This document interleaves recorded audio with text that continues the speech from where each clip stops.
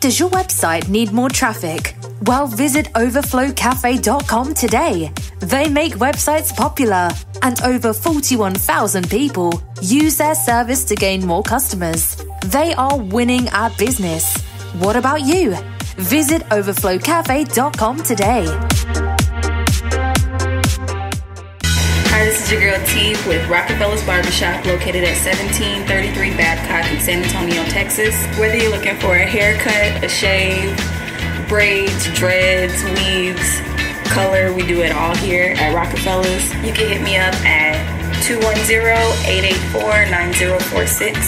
That's for call or text. And on Facebook and Instagram at Takesha Williams. That's TAKESHIA Williams. And you're listening to us now on I Am Refocused podcast on iHeartRadio. You are listening to I Am Refocused podcast special edition with your host, Shemaya Reed. This podcast is designed to inspire you to live your purpose and regain your focus. Now, let's tune in into today's podcast. This is I Am Refocused podcast, and today, man, we have a special edition of the show. And right before we get to the guests, I want to give a big shout out to our sponsors. Top of the list, man, Rico Rodriguez of Rockefeller's Barbershop. As y'all know, we're there on every Thursday, man. Big shout out to him. Miss Kim of River City Donuts, the freshest donuts in San Antonio. And Baby McClinton of All Sports Speed and Conditioning. You guys know his portfolio. He's been training athletes in the NFL and the NBA. Make sure you check out his website, allsportsfitness.net. Also, big shout out to D.W. Brooks Freedom Home. And last but not least, major shout out to overflowcafe.com. If your business is in need of traffic for their website, well, they have a total long history. Over 41,000 strong clients since the 1990s, so you can't go wrong. Now to our awesome guest, man. Today we are talking to a music artist, Mr. Phillip Broussard. How you doing, sir? I'm doing good. How are you? Awesome, man. So, man, we know a little bit about you. Born and raised in Washington State. You know, you grew up and just influenced by awesome artists, got some influence from your father, and also Pink Floyd, James Taylor, Jimi Hendrix. I mean, we can just go on the list. Tell us a little about yourself, man. Well, I'm a pretty simple guy. I grew up in a really, really small town, and it's pretty rural up here in Washington in certain places, and you know, that's where I started out, you know, and we didn't have a lot to do. So we listened to music, and my dad had this old school record player, and we used to throw on his old school records. And we, you know, it was pretty crazy growing up because, you know, I'd be listening to Elvis Presley gospel music on the way to church with my grandma. And then I'd get home, my dad would put on Queen. And so it's just, I'm pretty lucky that I came from the family I did. And I'm pretty lucky to, you know, to have their influence in my life. They were always encouraging me music wise. And, you know, my dad bought me my first guitar, and I just fell in love with the instrument. So now I don't go a day without playing at least an hour or two. And, you know, your father having such a major impact in your life, you know, at 18 years old, tragedy came, and you lost your father, your grandfather, and uncle within 6 months. Is that correct? It is. I mean, that number one, that's really tough right there. How did you keep yourself together, if I can put it that way? Yeah, so I joined the Navy. I was in the Navy for 6 years, and you know, it just really boiled down to I mean, you really don't have the option of not getting through it. I mean, if you don't get through it, you end up crawling inside a whiskey bottle and never finding the bottom. But, you know, if you can persevere, you know, there's still a lot of life left to be lived, especially at 18 years old, you know. And you know, I feel really bad for my brother at that time frame. My brother, you know, he was only 15 at the time, and he was about to start high school, and he had made all these friends in junior high, and then all of a sudden his dad dies, and now he's got to go to a whole another school and a whole different group of people, and up, 30 or 40 miles north. And, I always felt really, really bad for my brother because I feel like he got the short end of the stick. And I left a month after my father passed away for the Navy. And so my brother not only lost all those family members, but he also lost me right away too. So I've always kind of regretted leaving when I did. But at the same time, I think my brother understands that I had to move on with my life. And early in your naval career, someone handed you a CD. Tell us about that. So that's something that's followed me all the way through my Navy career and through my music career. Someone gave me a John Mayer CD, and I'm a huge John Mayer fan. And, I really fell in love with a lot of the guitar solos that he put together, and he's a phenom. The guy's amazing. He's a guitar god. And, I just fell in love with the instrument all over again. I didn't really even want to pick up my guitar after my dad died. It's just one of those things that, it comes by, it hits you. And yeah, I told myself if I ever had the opportunity to meet John Mayer, I'd tell him how much I appreciated him putting out that music because it got me through a really crappy time period. And so last year I actually had the opportunity to meet John Mayer, and I said exactly that. So it was pretty cool being able to tell my guitar idol the influence he had on me because, he didn't have that option. Stevie Ray Vaughan was his main guitar idol, and Stevie Ray Vaughan, died well before John Mayer came on the scene. So I got lucky enough to tell John Mayer that I was really appreciative of the music he put out because it got me through some crazy times. I mean, paint that picture because, man, so you first had that thought and then that thought just came to reality. What was his response when he heard your story? He seemed genuinely interested in what everybody there had to say. And he seems like a pretty down to earth guy. And, he nodded a lot and listened, and he kind of asked me a little bit more about it, and then gave me a little bit of music advice, and I followed it, and so now I'm on radio programs, which is awesome. Wow, that's not bad at all, man. I mean, you went from a very tragic situation, and out of that situation, someone passes you a CD, and from that CD, you meet that person. And now you're doing your thing in your music career. I mean, number one, I have to ask this. What's your favorite song that you just love playing on the guitar? So, I'm actually I love the song The Wind Cries Mary by Jimi Hendrix. Mm-hmm. And it's just got this, I add a little bit of flair to it. You got to make a song your own when you play it. So I add a little bit of flair to it, but it's really, really hard to add anything to Jimi and expect people to react positively. And so that's my favorite song to play when I'm just kind of messing around on my guitar. And but one of my favorite songs to play in concert is actually a song I wrote, and it just gets people going. And there's the song Drowning. I love to play the solo in the song Drowning. It's on my EP. And, people dig it. So that's my favorite song to play in concert. But my favorite song at home is With Me Cries Mary. And while you were serving in the military, how did you, just for our listeners, how did you find time to pass time when you had downtime in military to pick up the guitar and just play some tunes? Like, how was that process like? Well, surprisingly, you have a lot of downtime in the military. It's one of the easiest jobs I ever had. And, it can be a tough job from time to time. I mean, there was definitely times where you're here today, gone tomorrow.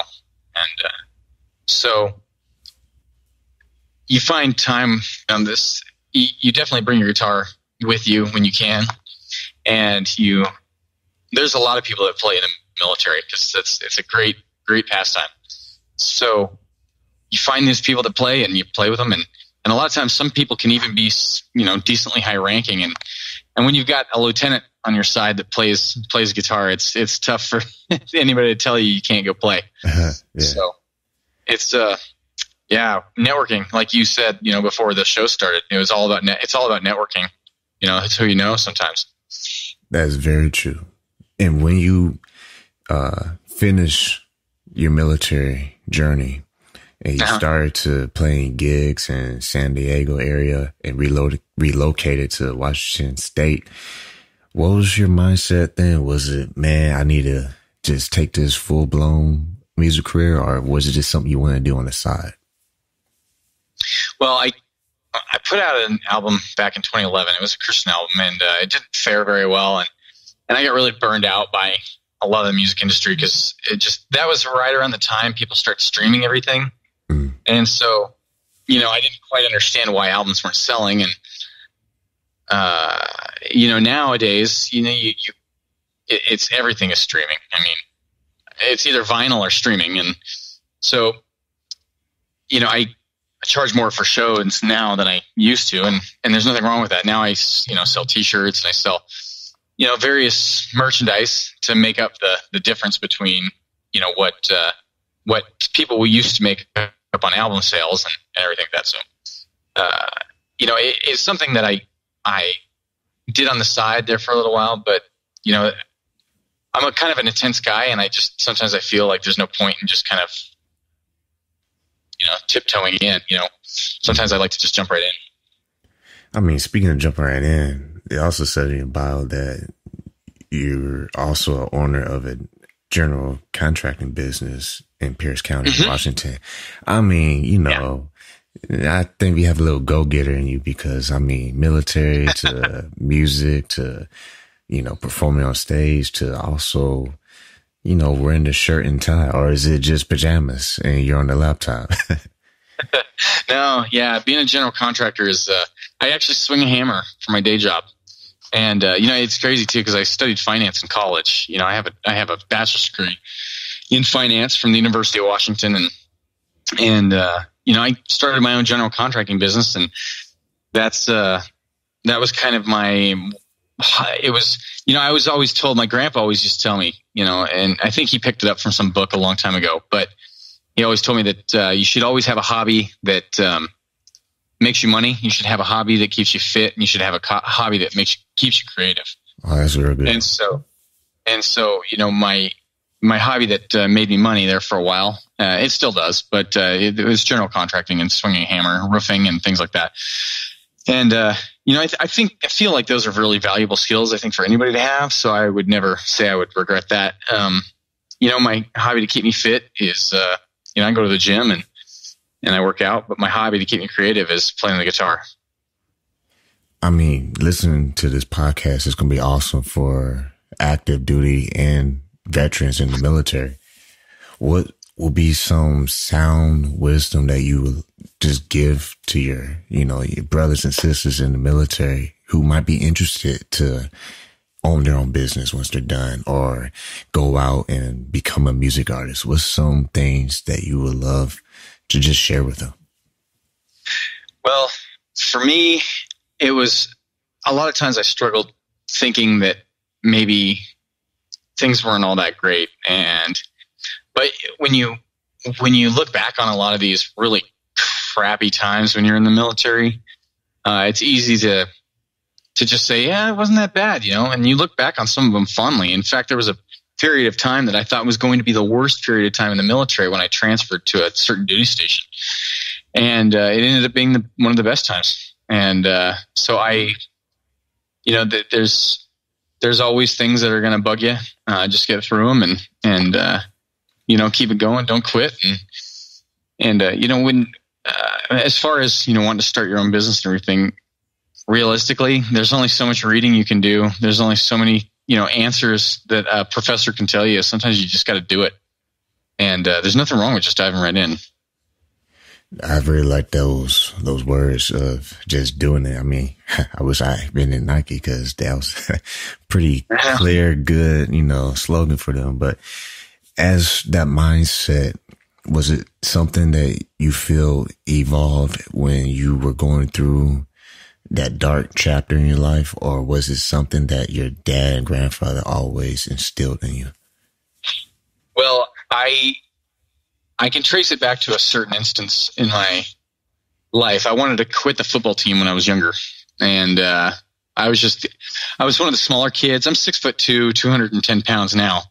But when I was younger, I was,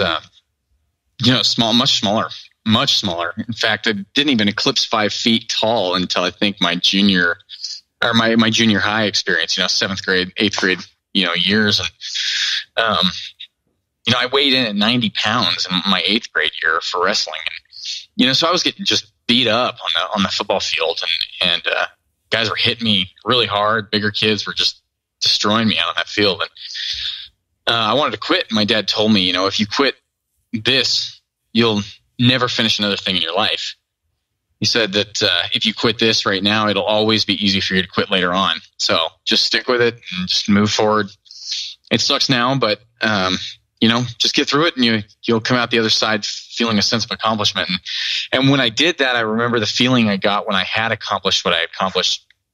And that's a high I don't think I can ever get over. That I chase that feeling on a daily basis. And when I wake up in the morning, the first thing I do is make the bed. And that allows me to finish a task and accomplish a task. And that gets me started to accomplish the next task. And I just find myself addicted to just finishing tasks throughout the day. That's a very great illustration, because I've heard that, if you can make up your bed, then you can do pretty much anything, because it kind of starts right there. It does. But also just every day cleansing yourself from all the negative just things happening in the world. How do you keep yourself balanced? Because we live in times where, a lot of things are kind of like, whoa, you turn on the news and it's like, okay, what's next? How do you keep that clarity with you living day to day? Well, so I actually don't even have cable. I don't need cable. I don't feel like paying for cable. And I don't see anything good on cable. So, I just cut the cord, and I don't, watch the news. I don't do anything. It's not that like I'm uninformed, but I do browse the news on my phone occasionally. But there's plenty of noise that you just have to ignore. I mean, there's lots of noise out there, and you don't ever want to read or see anything that's going to take you away from what it is you want to accomplish, because there are plenty of things. I can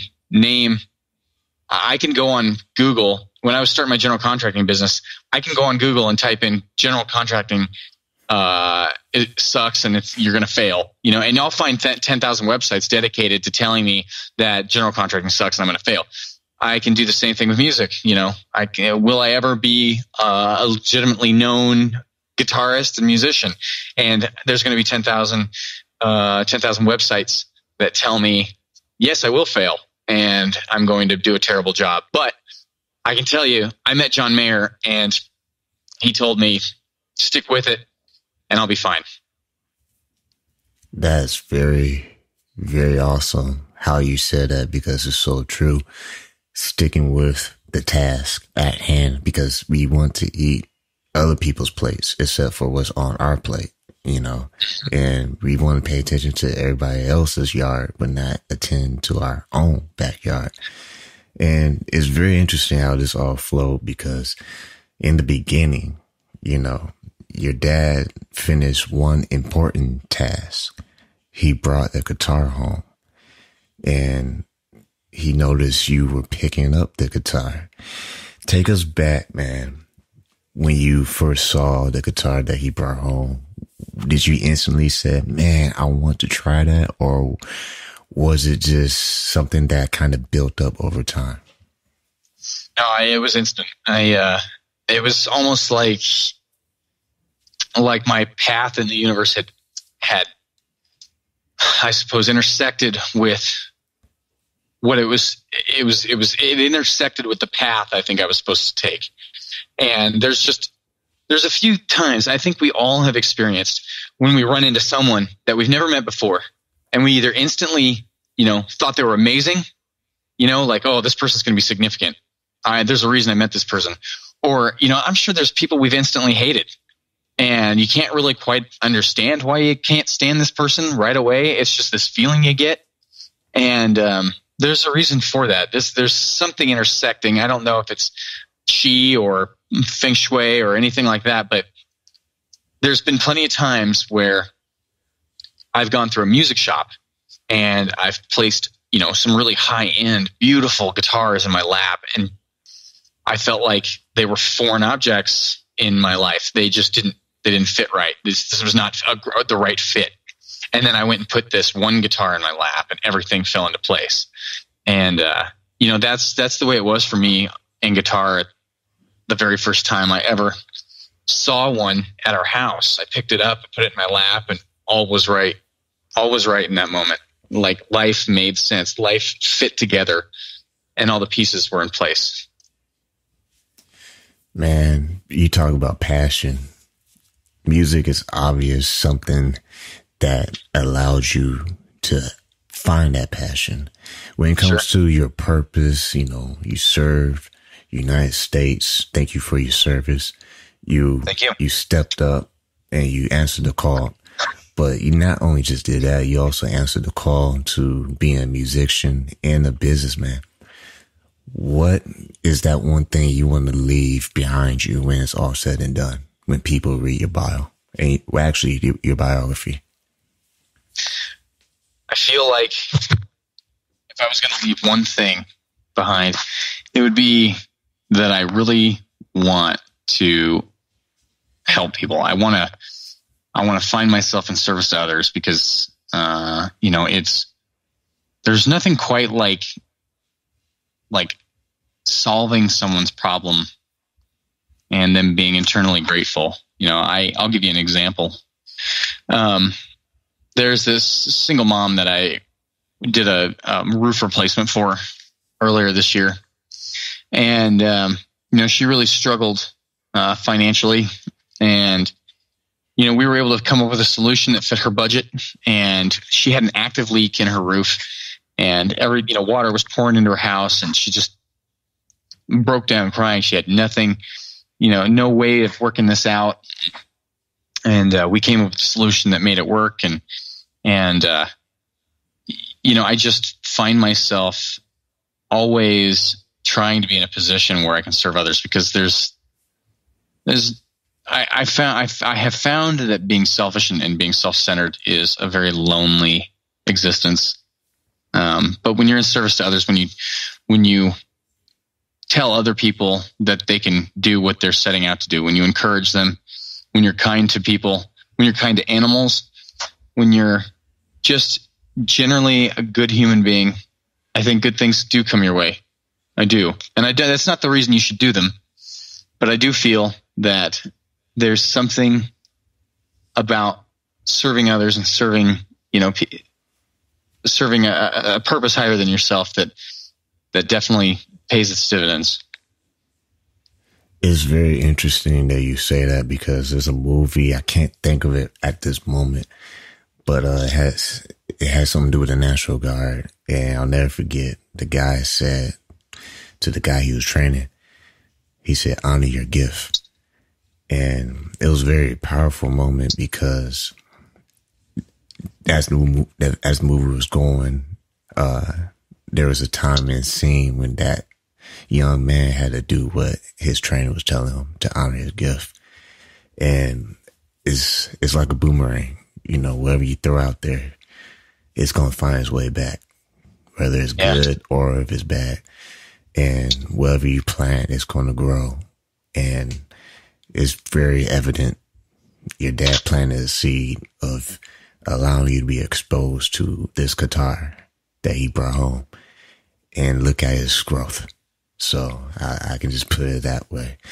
Man, this was an awesome episode. I feel every music artist, musician, military, veteran, active duty, and just individual, entrepreneur, the whole 9 yards, humanity should take a serious listen to this. Just listen over again, share it with people that you may know who might be going through dark times, because we have a story here that I believe is powerful, and a lot of people will appreciate what you had to say tonight. Thank you. I appreciate that. Man, before we close, because you know how time It always flies when you're having fun. It's like ice on the stove. It's gone. How can people stay in touch with you? And if you have any recent projects you just released or have in the future, tell us about that. Yeah, so look me up on Facebook. I try to respond as soon as I get a message. I've got about 3,200 followers on there, so sometimes I get a lot of messages and I can't return them right away. But,